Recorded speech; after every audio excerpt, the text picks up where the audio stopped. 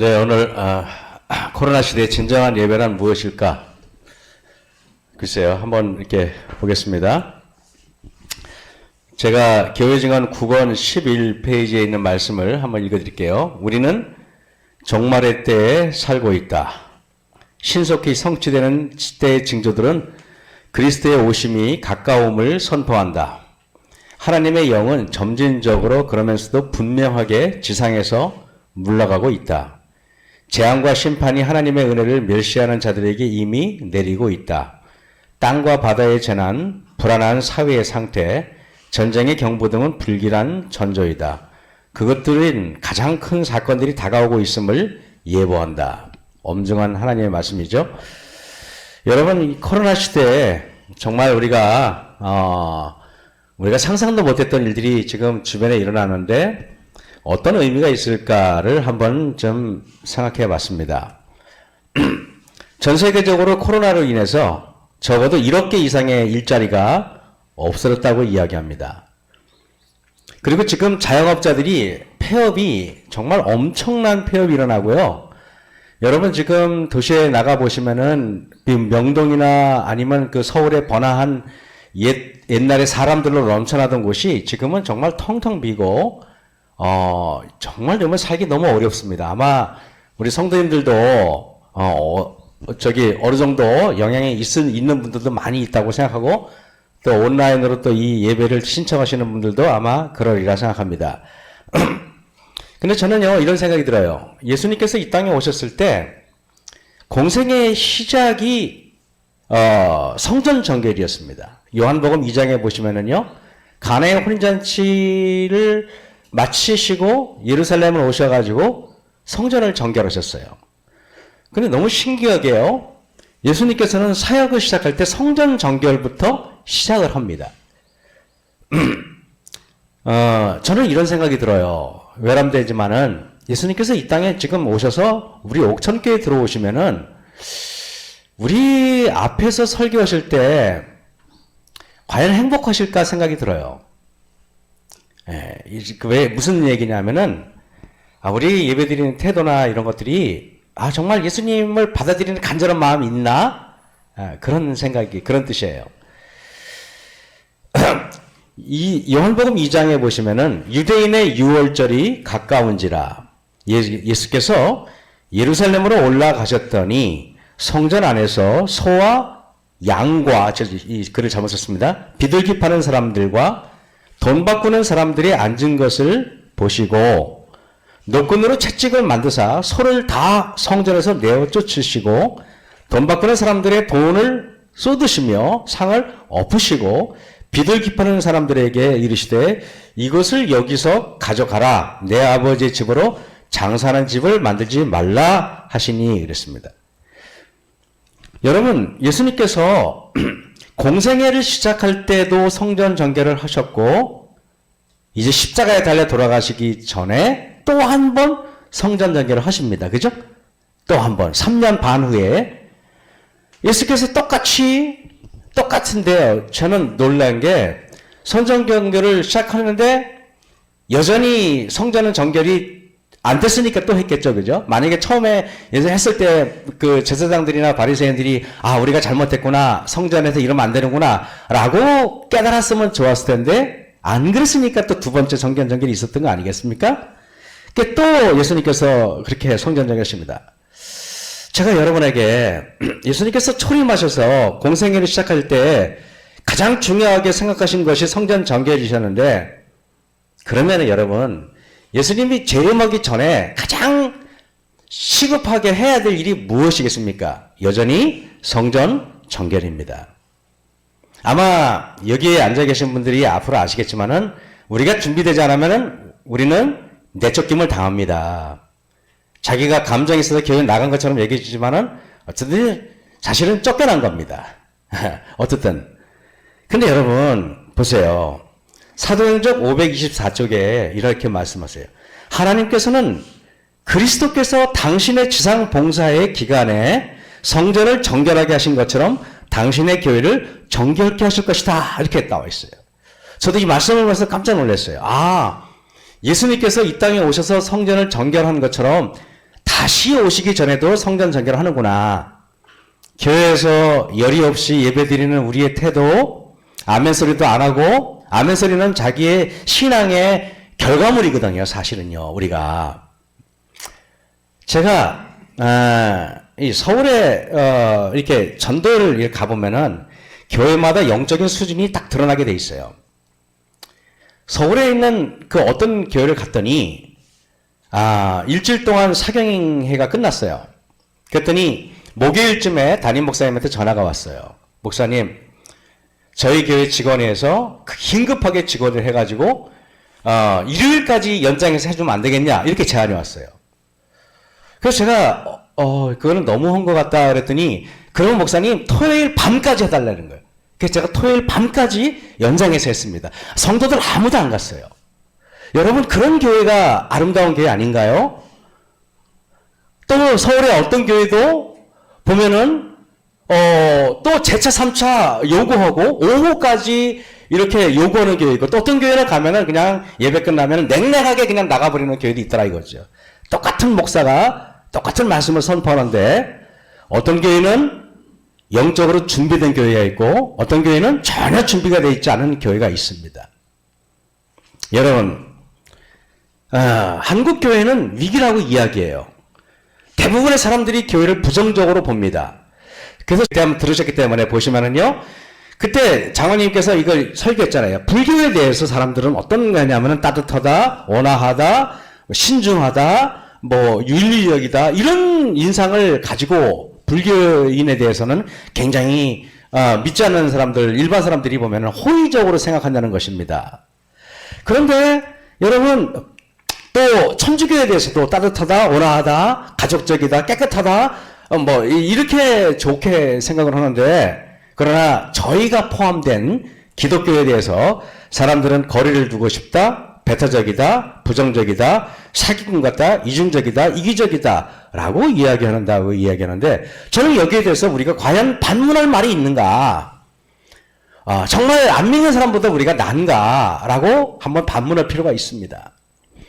제가 청량리 교회에 부목사 있을 때 그때 어떤 장로님에 의해서 제가 개신교회에 성경을 총팔하는 장로님을 이렇게 제가 예방한 적이 있었습니다. 그 장로님은 댁에 가니까 창고에 성경책이 큰 창고에 성경이 가득 있었어요. 서울 시내에 유명한 서점에 성경책을 납품하시는 분이었는데 그 장로님이 저한테 그러시는 겁니다. 목사님, 제가 기독교인들이 운영하는 기독교 백화점과 아니면 기독교인들이 있지 않은 종로서적이라든가 교보문고라든가 이렇게 이런 서점에 납품했는데 어느 서점이 가장 친절하고 또 예의 바르고 또 그렇게 할 것 같습니까? 물어보더라고요. 그래서 저는 당연히 기독교 백화점 사장들이 그러지 않았을까요? 라고 이야기했더니 그분들이 저한테 아주 분개하면서 그 사람들은 정말 몹쓸 사람이라 그러면서 정말 제가 여기서 입에 말씀드릴 수 없을 만한 부정적인 말씀을 퍼붓는 걸 제가 들었어요. 이게 도대체 그냥 우연이 아니구나.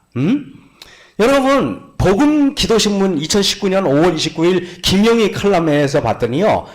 이렇게 썼어요. 그분이요. 칼럼인데요. 제목이 사랑을 빼앗긴 교회는 괴물이 된다. 너무 와닿는 거예요. 우리도 교회 다니는데요. 교회에서 여러분 여기서 이게 옳죠, 저게 옳죠, 교회는 이래야죠, 목사는 이래야죠. 여러분 말할 수 있어요. 근데 나는 여러분에게 이런 말씀 드리고 싶어요. 정말 여러분이 따뜻한 사람입니까?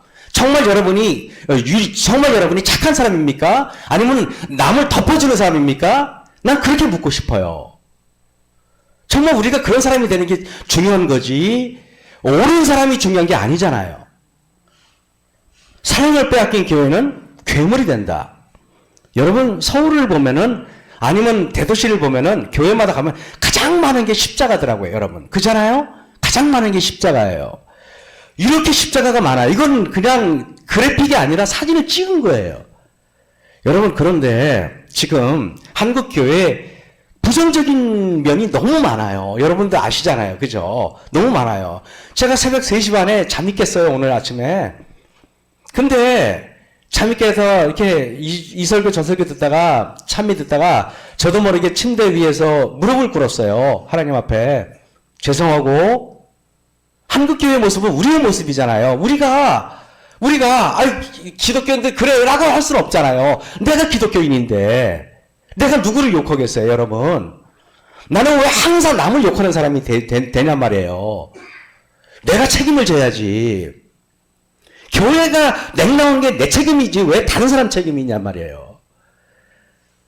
저는 이걸 보면서 한국교회 교회 건물 엄청 화려해졌습니다. 여러분 보세요. 한국교회 3천억 들여서 지은 건물이래요. 성도 여러분, 3천억 들여서. 이거 이렇게 졌어요. 교회 굉장히 화려합니다. 목사님들 제왕적인 권세를 누리고 있어요. 대기업 회장 부럽지 않아요, 여러분.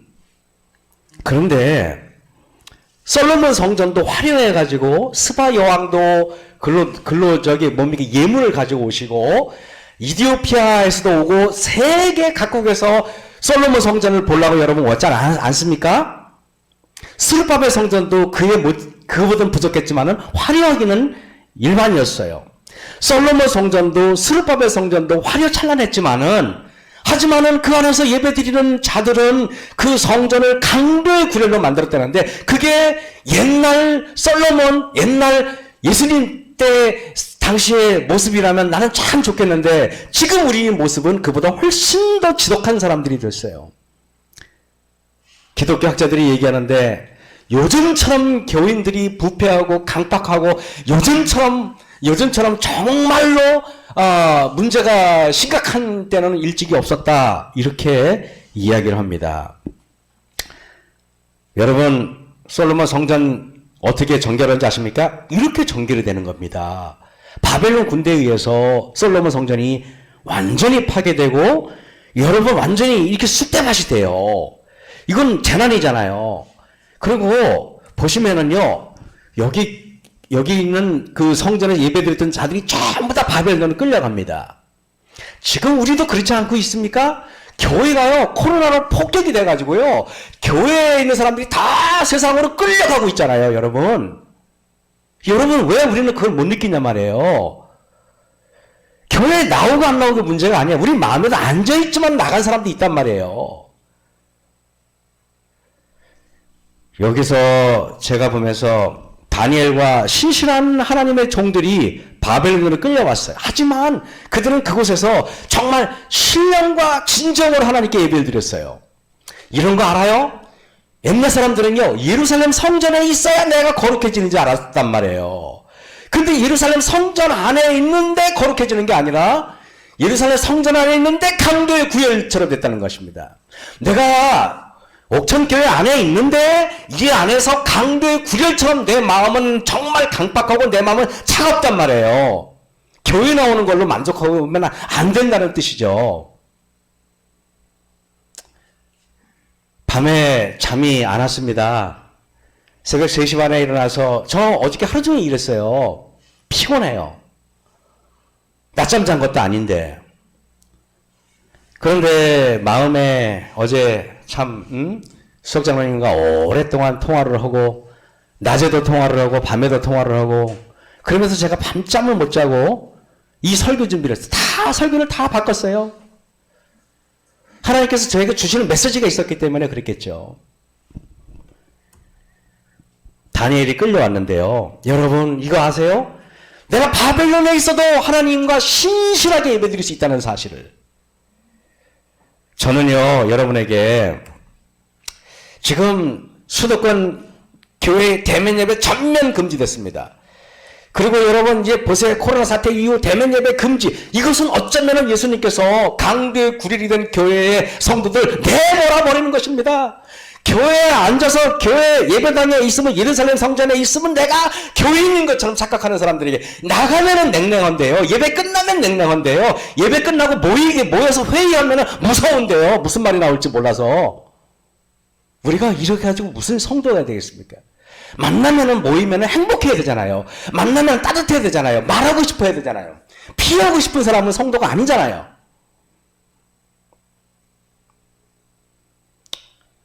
여러분, 코로나 사태 이후 대면 예배 금지, 저는 이걸 보면서 하나님 앞에 무릎을 꿇었어요. 아, 하나님께서 우리를 지금 이 성전을 정결케 하시려고 저러시는구나. 하나님께서는 신령과 진정으로 예배 드리는 것을 원하시는구나. 마음에 너무 많은 부담이 됐어요. 여기 보세요. 성도들이 띄엄띄엄 앉아있어요. 이분들은요, 그래도 교회를 지키려고 남아있는 사람들이. 저는 여러분, 우리는 해답을 예수님의 말씀에 찾아야 돼요. 저는요, 요한복음 2장에 성전 정결을 하고요, 요한복음 3장에 예수님이 니고데모를 만나시고, 요한복음 4장에 사마리아 여인을 만나는데요, 니고데모는 영적으로 준비되지 않아서 요한복음 3장에서는 제가 여러분에게 교훈을 말씀드리는 것보다는 4장 사마리아 여자를 통해서 말씀드리는 게 더 좋을 것 같아서 오늘 이 사마리아 여자 얘기를 잠깐 할게요.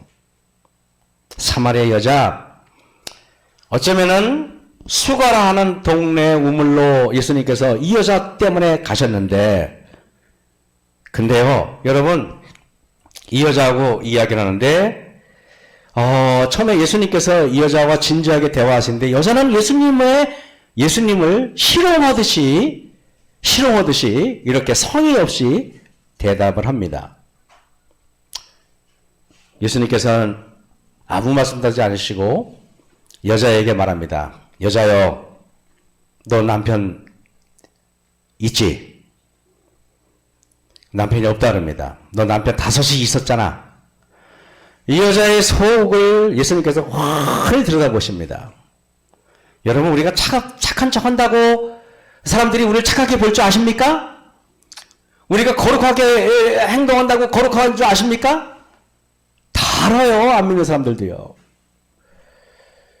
여자가 자기의 속을 훤히 내다보는 그 예수님의 말씀을 듣고 여자가 예수님 앞에 물어볼 것입니다. 자기 앞에 서신 그분은 일반 사람이 아니라 하나님의 아들이에요. 여자가 가로되 주여, 내가 보니 선지자소이다. 처음엔 하나님 아들인지 몰랐죠. 대화하면서 이분이 적어도 선지자 이상의 훌륭한 분이라는 것을 여자는 깨달았습니다. 여자가 말합니다. 예수님, 우리 조상들은 이 산에서 예배하였는데 당신들의 말은 예배할 것이 예루살렘에 있다 하더이다 그랬습니다. 이 말이 뭡니까? 여로보암 왕 때 남방 유다와 북방 이스라엘이 갈라졌잖아요.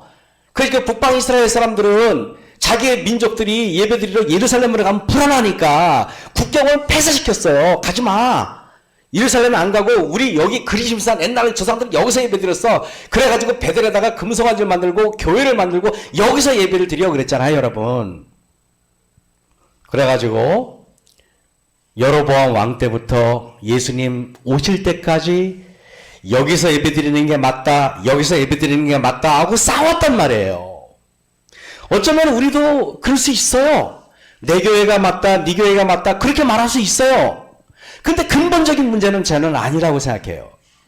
그렇다고 제가 여러분한테 아무 교회나 가서 예배드려야 된다는 말씀은 절대 아닙니다, 여러분.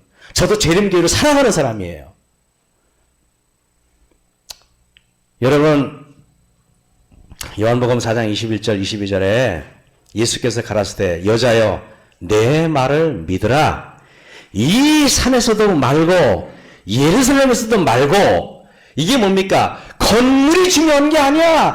예배당 어디서 중요한 예배 드리는 게 중요한 게 아니야. 진짜 마음이 중요한 거야. 너 여기서 예배 드린다고 안식일로 앉아있다가 나가면은 세상 사람이잖아. 교회에 있을 때는 교인 같은데 나가면은 너 세상 사람보다 못하잖아. 이기적이잖아.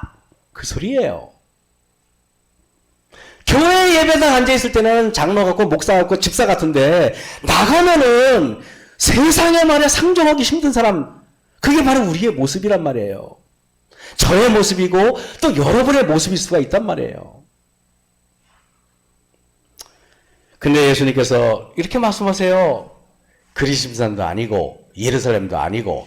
여러분, 우리가 예루살렘도 아니고라는 말이 그리심산도 아니고라고 말해요. 우리는 어느 정도 그래 그럴 수 있어. 그런데 예루살렘은 뭘 말하는지 알아요? 성전을 말하는 거예요, 여러분. 우리가 얼마나 충격을 받겠습니까? 성전도 아니고. 새벽에 말씀을 준비하면서 온몸이 전율했습니다. 이게 정말 특정한 시간에 앉아있다고 해서 나는 다 됐는 줄 알았는데 그게 아니라는 것입니다. 여러분이 이 교회 문 밖에 나서서도 예배 드려야 되고 집에 가서도 예배 드려야 되고 예배 그냥 모여서 성경 보내는 말 그거가 아니라 내 삶이 예배가 돼야 된다는 뜻이겠죠. 그래서요, 여러분 이거 보면서 너희가 아버지께 예배할 때가 이르리라. 너희는 알지 못하는 것을 예배하고 우리는 아는 것을 예배한다.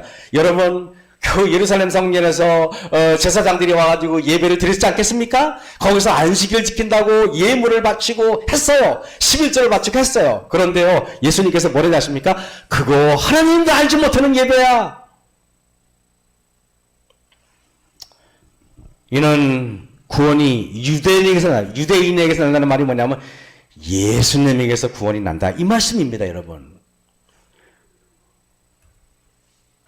요한복음 4장 23절 24절에 아버지께 참으로 예배하는 자들은 신령과 진정으로 예배할 때가 오나니 그들은 수천 년 동안 성전서 예배드렸어요. 교회에 앉아가지고 목사님의 설교를 듣고 장로님의 가르침을 받고 교회에 수천 년 동안 예배드린 사람들이에요. 유대인들이요. 그런데요, 예수님께서 뭐라 그런지 아십니까? 우리는 신령과 진정으로 예배할 때가 온다 그랬습니다. 그렇다면 우리가 앉아있는 게 다가 아니라는 소리예요. 여러분, 제가 사실은 2020년 올해 부임을 했지만은 아직까지 성경 공부도 시작하지 않았고 속으로도 시작하지 않았어요. 근데 저는요, 오히려 코로나라는 핑계로 1년 동안 아무것도 안 하는 건 좀 다행이라고 생각해요. 왜? 우리의 모습은 꺾여야 되거든요. 낮아져야 되거든요. 왜 교회가 이렇게 냉랭하게 됐는데 우리는 다 같이 책임을 져야 되거든요. 여러분 명심하십시오. 그 모든 책임은 나한테 있지 저 사람에게 있지 않습니다. 하나님은 영이시니 예배하는 자가 신령과 진정으로 예배할지니라 그랬습니다. 교회가 이렇게 화려해야 돼요. 여러분 예배당에 앉아 예배를 드려 진짜 예배 같습니다. 그리고 예배 드리고 나오는 순간 우리는 다시 세상 사람이 됩니다. 그래서 어떤 그 목사님 사모님은 그랬다 그래요. 이게 들어도 보니까 자기 남편이 설교할 때는 너무 거룩한데 설교 밖에서 나오면은 완전히 딴 사람이 되니까 사모님이 이부자리를 본당 여기다 단상에다 펴놓고 여보 여기서 잡시다. 앞으로는 밖에 나가지 맙시다. 여기가 우리 안방 합시다. 왜냐면 거긴 너무 좋으니까. 목사인데 이런 말 제가 목사 입장에서 얘기하는 거 참 부끄러운 일이에요. 여러분 앞에. 그런데 여러분 우리가 이렇게 예수님 앞에 솔직하게 말씀을 제가 드려야 되고 솔직하게 여러분에게 다 고언해야지 될 것 같아요. 화이트 부인이 말씀하시기를 찔림이 없는 설교가 아니라 그랬어요. 여러분 제 설교 듣고 찔리시면은요 감사하세요. 그럼 여러분은 의의입니까? 그 소리 들으면 왜 저 설교 나한테 하나 여러분 그렇게 하실 겁니까? 여러분이 도대체 뭐가 그렇게 대단하십니까? 저도 대단하지 않아요. 저도 그냥 하나의 그냥 보잘것없는 인간에 불과해요. 연약하면 넘어지고 쓰러지는 사람에 불과해요. 저도 아무것도 안 해요. 살아보면 아시겠지만 저도 여러분에게 목사임내 주장하지 않겠습니다. 이미 그걸 내려놨고요. 저는요 어떤 목사님이 그랬어요. 온라인 온택트 예배 이거는 마치 제2의 종교교육이다 그랬어요. 정말 믿음 있는 사람이 보거든요. 집에 가서 내가 정말 예수님의 말씀에 갈급하면은 복이 돼 있어요. 이거 맞죠 여러분 그죠? 정말 여러분 집에 계시면은요 그때는요 이 교회에는요 이래요. 옛날에는 이럴 수 있어요. 뭐 여러분이 그랬다는 건 아니지만은 내가 안식일인데 교회 가기 싫어요. 그런데 교회 가기 싫은데 내가 안 가면은 우리 양장로님이 나를 뭐라고 생각할까? 김은환 목사가 나를 뭐라고 생각할까? 라는 체면에 의해서 내가 어쩔 수 없이 가는 경우도 있을 수 있다는 것입니다. 그래 안 그래요? 근데 여러분 집에서 온라인상에서 예배 드릴 때는 누가 여러분이 뭘 보는지 감시하는 사람도 없어요. 그죠? 그거 여러분이 안 본다고 해서 여러분 체면이 깎이는 것도 아니에요. 어쩌면은 우리가 온라인상에서 예배 드리시는 여러 성도님들이 지금 제 설교를 듣고 계실 수도 있겠지만은 우리가 정말 신령과 진정으로 예수님 앞에 무릎을 꿇지 않으면 도저히 안 되는 게 바로 온라인 예배더라고 보니까요. 저는 그래서 예수님께서 이게 우연한 얘기가 아니구나. 앞으로 우리 옥천교회에서 앞으로 온라인 교회를 만든다 그랬는데 하나님께서 이거를 통해서 하나님께서 이게 우리에게 주신 하나님의 또 다른 메시지구나. 어저께 솔직히 말씀드리면 우리 수석자님이 저한테 여러 말씀을 했지만은 오늘 새벽에 제가 저걸 깨달았습니다. 새벽에. 그 이유를 몰랐다는 게 아니에요. 전 피부적으로 느꼈다는 말이에요. 예배란 무엇입니까? 예배란 생육하고 번성하는 것이 아닐까요? 자라가는 것이고 그리고 뭐냐면 아름다워지는 것 아닙니까? 아까도 우리가 예배 준비하기 위해서 이렇게 우리 장로님 두 분하고 우리 집사님하고 이렇게 앉아가지고 밖을 물끄러미 보니까 황량한 논바닥이 보이는데 마음이 황량해지는 거예요. 근데 저것이 봄이 돼서 자라날 때는 얼마나 풍요롭고 아름답고 녹색이 됩니까? 어쩌면은 내 마음도 황량한 서리가 내린 그런 마음일 수가 있고 아니면은 따스한 온기가 가득해서 정말 푸른 마음일 수가 있다는 것입니다. 그래서 내 마음이 차가우면은 이 들판의 대지처럼 모든 사물들이 다 죽어버리는 것입니다. 감사하게도 내 마음은 항상 겨울이 있을 필요가 없더라고요. 여러분 아세요? 하늘 가면 겨울이 없어요. 하늘 가면 사계절이 뚜렷할 것 같습니까? 이걸 아셔야 됩니다. 사계절은 죄악의 상징이 사계절이에요. 죄가 있기 전에는 겨울이 어디 있었습니까? 죄가 있기 전에는 가을에 낙엽이 왜 떨어집니까? 그래야 안 그래요, 여러분? 성장해야 됩니다, 우리는. 영적 성장의 비결. 예수님께서 이 땅에 오실 때가 다 됐습니다. 추수하시러 오실 것입니다. 성령의 열매, 여러분 예수님께서 우리에게 오시는 것 이런 거 골라요. 사랑의 열매, 실학의 열매. 그래서 여러분 아시잖아요. 우리 집사님들 가면은 어떤 분한테는 딸기 같은 사랑이 있어가지고 그냥 거기에 아주 몽글몽글 맺혀 있어요. 그래가지고 그냥 얼마나 달콤하신 분이 있는지 몰라. 또 어떤 분은 그렇게 달콤하진 않은데 고소한 분이 있어요. 제 추억하는데 원주에서 목회할 때 어떤 요양원 원장님이셨어요. 저보고 원장님께서 목사님 환자들 있을 때 오셔서 성경 공부를 가르쳐 주셨으면 좋겠습니다. 그래서 제가 한 일주일에 한 번씩 가서 예배를 드려줬어요. 근데 그 원장님은 보면은 좀 이렇게 좀 남성다우세요. 뭐 웃지도 않고 뭐 우리 보통 우리 여주사님처럼 이렇게 생글생글하지도 않고 그냥 뚝뚝해.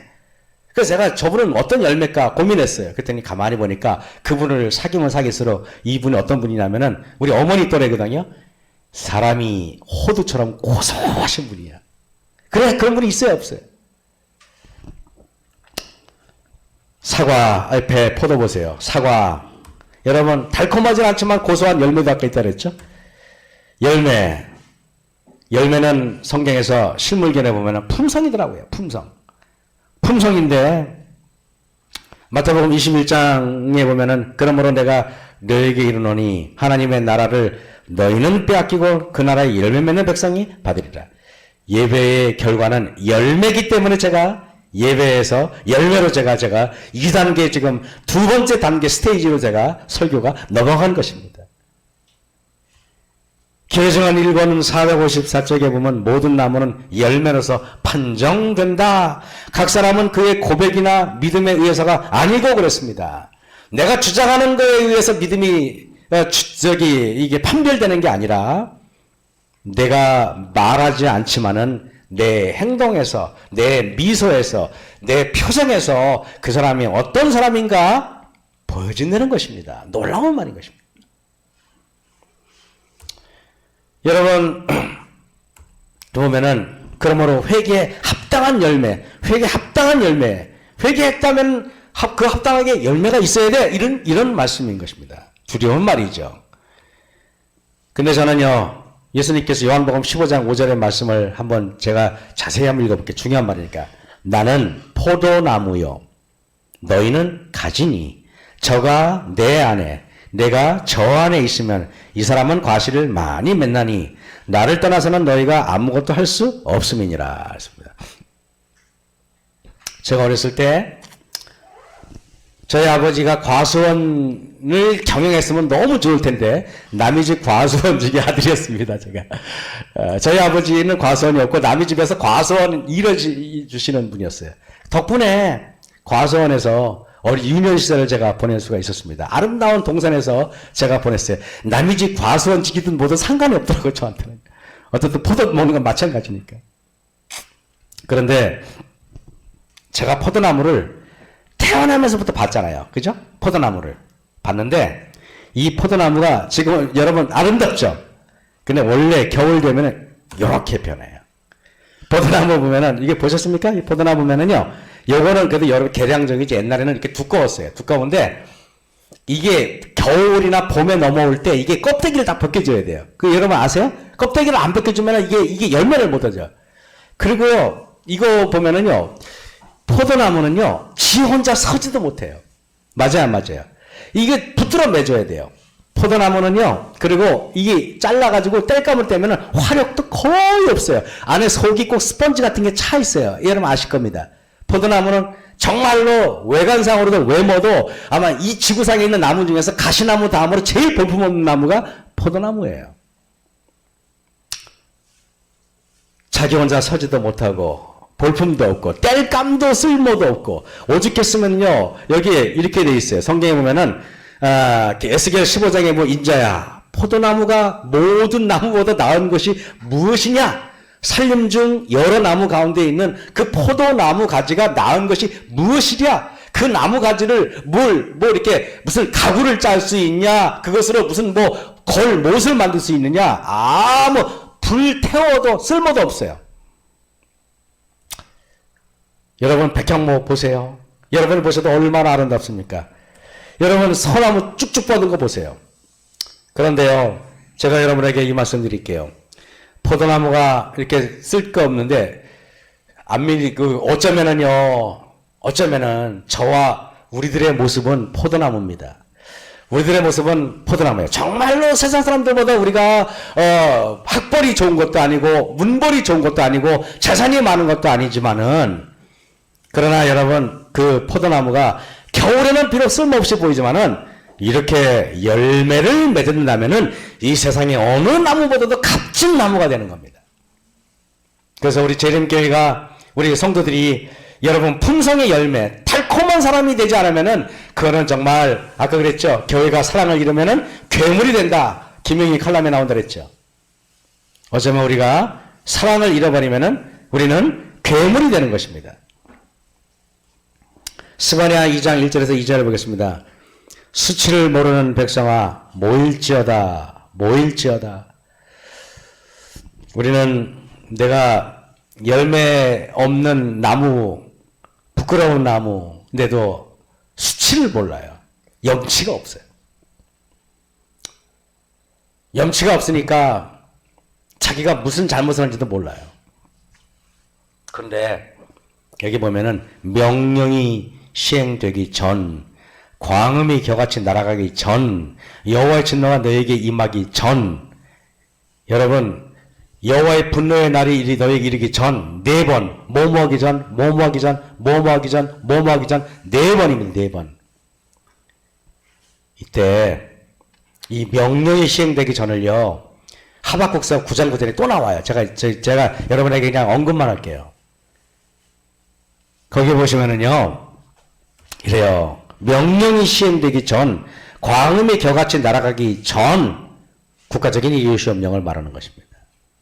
국가적인 이율시험령이 곧 다가올 것입니다. 저는 여러분에게 이제 명령이 시행되기 전 마지막 이제 이 코로나 사태는 앞으로 세계적인 경제 공황을 유발할 것입니다. 우리가 상상도 못하는 급변이 일어날 것입니다. 코로나 사태는 절대 우연 아닙니다. 그거 그냥 백신 나온다고 해서 간단하게 해결될 문제 절대 아닙니다. 내가 말하기를 나는 부자나 부유하여 부족한 것이 없다 하나 내 권고한 것과 가난 것과 눈먼 것과 벌거벗은 것을 알지 못하도다. 우리는 벌거벗었어요. 우리는 냉랭해요. 내 마음은 차디찬 겨울 한복판 같아요. 이럴 때 예수님께서 친히 성전을 정결하신 것처럼 하나님께서는 정해놓은 시간에 하나님께서 성전을 정결하는 방법이 뭔지 아십니까? 놀랍게 흔들림이에요. 교회는 흔들릴 것입니다. 여러 가지로 흔들릴 거예요.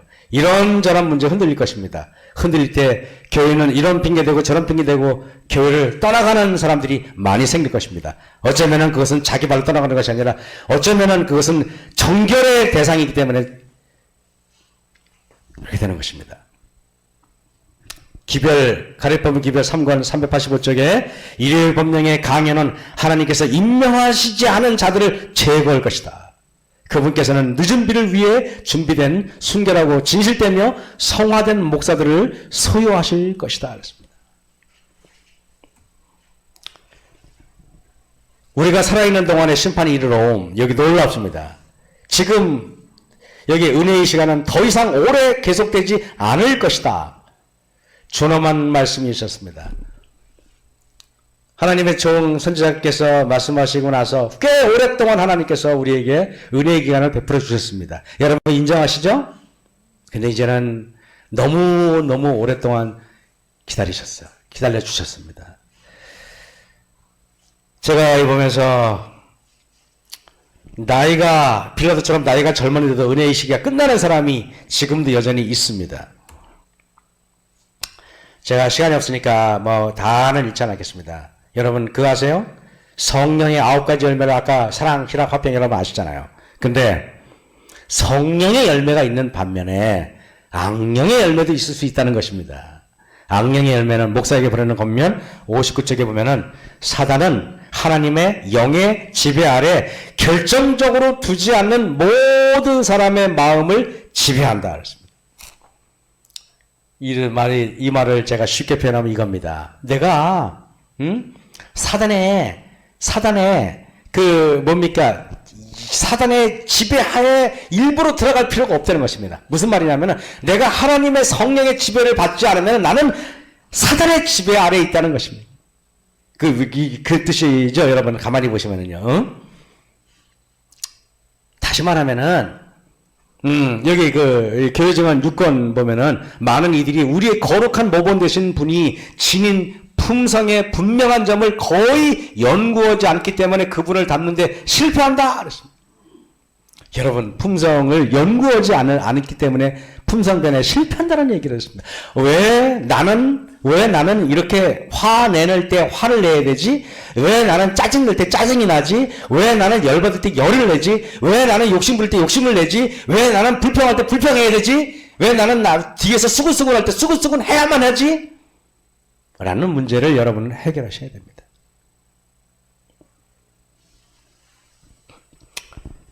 그렇기 때문에 우리는 예수님의 말씀을 보고 내가 어떤 문제가 있는지 그 말씀을 가지고 이런 것입니다.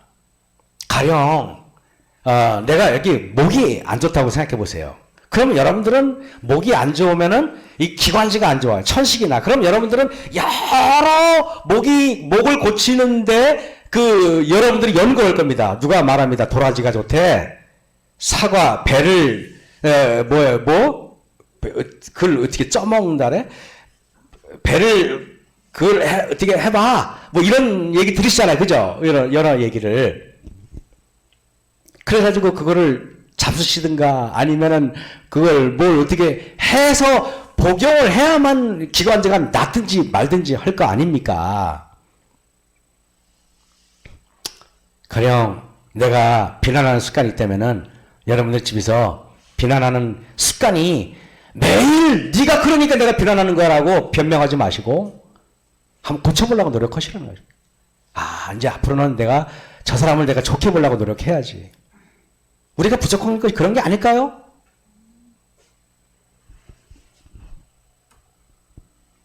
대전투 519쪽에 보면 사단은 그가 성경 연구를 게을리하고 기도를 등한히 하도록 유혹할 수 있는 모든 자는 모두 자기의 공격으로 정복할 수 있다는 걸 잘 안다는 거예요. 너무 놀라운 말이에요. 제가 깜짝 놀랐어요. 우리가 성령의 지배 아래 있지 않으면 사단은 당장 우리를 지배할 수 있다는 것입니다. 저는 초기 문제에 보면은요, 91쪽에 섬뜩한 이 말씀을 어느 날 이렇게 초기 문제 보다가 너무 두려워가지고 늘 읽는 말이지만은 번개처럼 빨리 달려가는 한 기차가 내 눈앞에 나타났어요. 천사는 나에게 그 기차를 주목하여 보라고 하였다. 마치 한 사람도 남김없이 온 세상 사람들이 모두 그 기차 안에 타고 있는 것처럼 보였다. 천사는 저들은 불태우기 위하여 단으로 묶여지고 있다라고 말하였다. 여러분, 그 천사, 그 차장이 누군지 아십니까? 광명한 천사로 분장한 사단이었습니다. 들판을 보시면은요, 아름답게 꾸며진 모든 들판은 사람들의 땀과 피가, 노력이 있었던 것입니다. 맞아요, 여러분. 그렇잖아요? 응? 배추밭이 있으면 여러분, 배추가 가지런히 쫙 있으면 여러분 그럴 겁니까? 여기는 배추가 저절로 자랐네? 옥수수가 쫙 있으면, 여기는 옥수수가, 여기 땅 좋은가 봐. 여기는 옥수수가 저절로 이런 분은 아무도 없잖아요. 옥수수가 그렇게 있다면은, 제가 사다 놓은 지평리 땅은 가꾸지 않아도 옥수수가 이번에 잘 자랐어요. 그렇다고 그거 믿고 매다면 안 되겠죠. 그러나 대부분의 곡식들은 풀을 뽑고 이게 내가 가꾸지 않으면은 열매를 얻을 수가 없듯이 우리의 품성도 여러분 예수님 앞에 무릎 꿇고 진지하게 내가 그분 앞에 의논하고 예수님께 배우고 깨닫고 그분에게 노력하면은 예수님께서 우리에게 믿음을 주시잖아요. 그래서요, 행위로 만면 의라고 또 매도하실 겁니다. 그러나 성경에 분명히 있어요. 여러분, 예수님께서는 우리에게 실문경에 보면 예수님 청년에게 보는 기별 99쪽이죠. 예수님께서는 우리에게 믿음을 주시고 우리는 그 은혜와 믿음을 가지고 품성을 형성한다 이렇게 돼 있어요. 만약에 이걸 제가 여러분에게 그냥 제 말이라면 여러분 아마 또 반박할 수도 있을 것입니다. 빛의 자녀가 될 것인가, 어둠의 자녀가 될 것인가.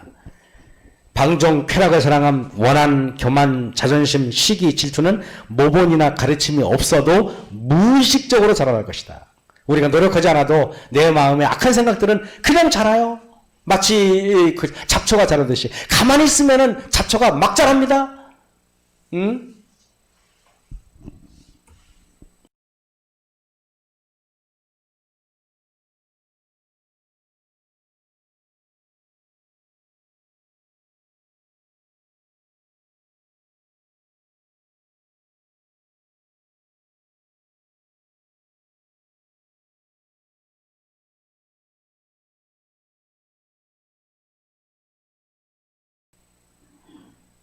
우리가 같은 신앙을 한 우리 백성들 사이에서도 그럴 수가 있고 또 안 그럴 수도 있잖아요. 정노예 계단 17쪽에 보면은 악인이 하늘에서 제외되는 것은 하나님의 전제적인 명령으로서가 아니다. 저희 자신이 하늘의 교제에 부적당하기 때문에 제외되는 것이다. 그랬습니다. 어떤 미국인 선교사가 한국에서 제일 추운 날 종로길을 걷고 있었다 그래요. 실화입니다. 이거는 실화. 근데 거지가 너무 불쌍해서 이 미국인 선교사가 그냥 가다가 다시 되돌아보니까 차인데 떨고 있는 거예요. 그러니까 다시 돌아와. 그러니까 다시 어찌었으니까 다시 가다가 양심에 자꾸 어리끼니까 다시 가가지고 거지를 선교사 자기 집으로 데리고 갑니다. 그래가지고 씻겨요. 새 옷을 내어줍니다. 그래가지고 따뜻한 밥을 내줬어요. 그래서 그걸 막 허겁지겁 먹는 걸 보니까 선교사는 기뻤어요. 아, 나도 참 형편은 넉넉하지 않지만은 저 노숙자분이 저는 따뜻한 음식을 먹고 따뜻한 옷을 입은 걸 보니까 행복하다. 그래가지고 선교사가 기쁘게 그분과 같이 이렇게 지냈어요. 일주일 지내고 2주일 지냈어요. 그리고 이제 선교사가 이제 이렇게 방문을 마치고 오는데 집에 그 거지가 노숙자가 없어진 거예요. 그래서 이분이 이게 뭐 집안에 없어진 게 없나 싶어서 온 집안을 뒤져봤는데 동전 하나 가지고 간 게 없어요. 도둑질한 건 아무것도 없어요.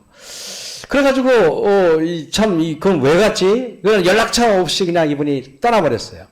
그래서 선교사가 참 신기하다. 왜 이분이 없지라고 생각하는데 어느 한 달 있다가 이렇게 지나가는데 한쪽에 지나가다 낯익은 사람이 있어. 이렇게 보니까 그 자기 집에서 있다가 나간 그 노숙자가 거기 또 있는 것입니다. 그래가지고 오라 그랬더니 이분이 깜짝 놀라가지고 아니라 그러면서 그러는 겁니다. 왜 그랬더니 아니 자기는 나가서 술도 마셔야 되고 담배도 피워야 되고 또 자유롭게 막 살아야 되는데 선교사 집에 가면은 내가 먹고 싶은 것도 못 먹고 또 이것이 하고 싶은 짓을 못 하니까 이게 감옥이나 다름없다고 나는 나가겠으면 좋겠다 그러는 거예요. 여러분 어찌 보면은요 하늘에 올라가면요 우리가 하고 싶은 게 너무 많잖아요. 뒤에서 수고수고 해도 해야 되고 또 쾌락도 사랑해야 되고 또 욕심도 채워야 되고 이런데 이걸 못한다 그러니까 재미가 없는 거예요. 그래서 이 땅에서 천국의 일이 행복한 사람만 하늘에 간다는 겁니다. 그래서 여러분 양들끼리 있을 때는 평화스럽지만 늑대가 들어오면 긴장이 돼요. 여러분 이거 아세요? 정말 따뜻한 사람끼리 있으면요 평화로워요. 그런데 어떤 사람이 들어오면 나도 모르게 긴장이 돼. 뒤에서 저 사람이 나한테 또 뭐라 그러지 않을까?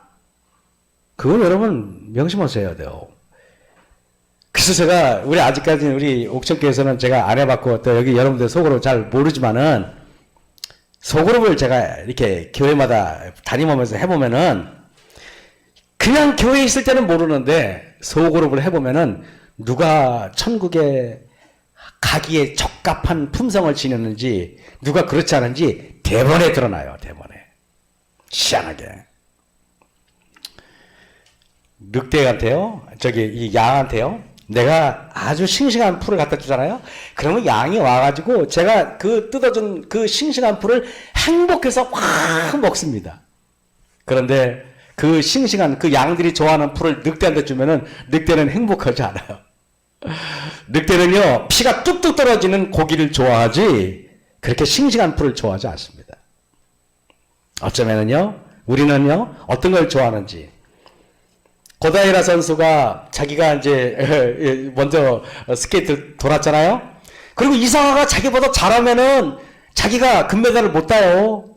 그런데요 이 고다이라 선수가 오히려 그 청중한테 조용하라고 이상화 선수가 집중을 못 한다고. 그게 그리스도인이에요.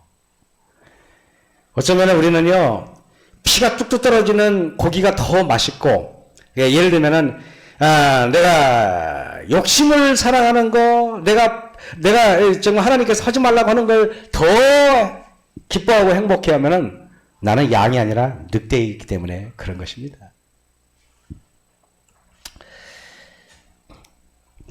제등투 316쪽에 보면은 타락한 교회는 시대의 징조에 대하여 눈을 감았다. 하나님께서는 저들을 버리시거나 당신의 성실하심을 그치지 않으셨다. 다만 그들이 하나님을 떠나가고 그분의 사랑에서 분리된 것뿐이다 그랬습니다. 우리는 징조에 대해서 눈을 감으시면 안 됩니다. 눈을 떠야 됩니다. 그래서 제가 여러분에게 시간이 없으니까 다 빼고요. 벌써 한 해가 벌써 이렇게 저물어 가잖아요. 과거에 겪어보지 못했던 초유의 사태로 우리 국민들이 힘들어하고 또 우리 성도님들이 힘들어하십니다. 정말 우리가 같이 신앙을 하면서 다 어렵습니다. 제가 이렇게 보면은 정말 제가 이렇게 전도에 2주 동안 나가 있으면서 가끔 이제 목사님들하고 이제 이렇게 저녁 식사를 하러 가면은 식당에 이렇게 앉아 있으면은 한 종업원이 4명인가 있어요. 서빙하는 아줌마, 주방에 계신 분, 이런데. 그런데 그 넓은 식당을 아무리 둘러봐도 밥 먹는 거는 나하고 목사님밖에 안 계셔. 그러면 저는요, 옛날에 제가 이렇게 자영업을 할 때 몰랐는데, 저는 계속 밥을 먹으면서 뭘 보냐면은, 손님이 또 안 들어오나, 이거 뭐예요? 내가 주인도 아닌데. 안타까워서 어쩔 수가 없는 거라. 나도 모르게 나오면서 그 주인 아주머니한테 인사를 이렇게 따뜻하게 하려고 노력을 해요. 아이고, 사장님 힘드시죠? 그러면은 사장님이 얼마나 저한테 막 하소연을 할지 몰라요. 아, 예, 너무 힘듭니다. 뭐 등등 해서. 여러분, 우리가 살면서 주변에서 따뜻한 말 한마디, 따뜻한 표정 하나 짓는 거, 손 한번 잡아주는 거, 그거 큰 겁니다. 다들 어려우고 힘들 때 우리 예수님께서 그러겠던 것처럼 서로가 서로에게 이렇게 크게 위안이 되시길 바라면서 제가 말씀을 마치겠습니다.